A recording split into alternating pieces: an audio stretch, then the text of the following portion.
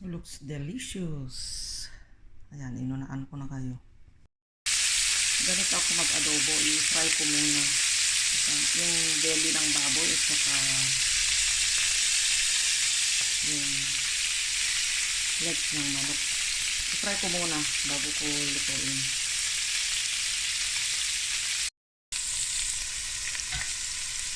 Ayan. Ay, luto pa ng ating adobo. Siyempre, sibuyas at bawang muna. Ayan siya. I-fry ko muna. Ayan yung belly. Yung chicken and belly.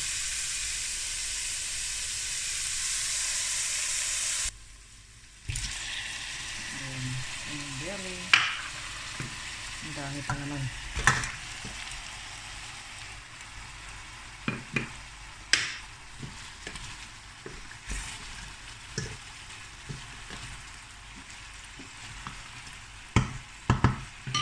Ganyan muna.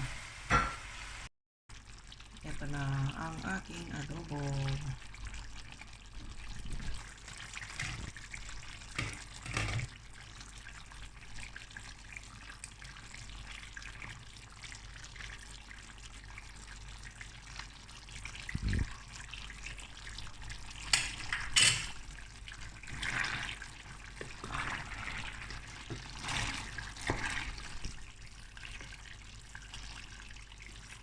Ganito ako mag-adobo.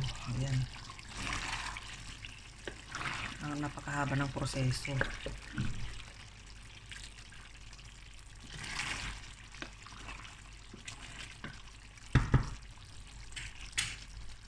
Thanks for watching, guys. Let's eat now.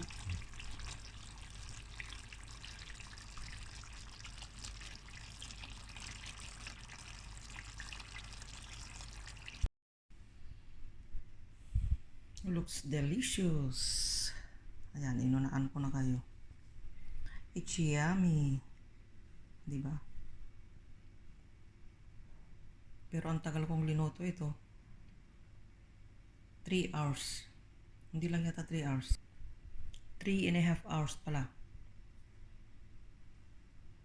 Diba? Ang haba ng proseso.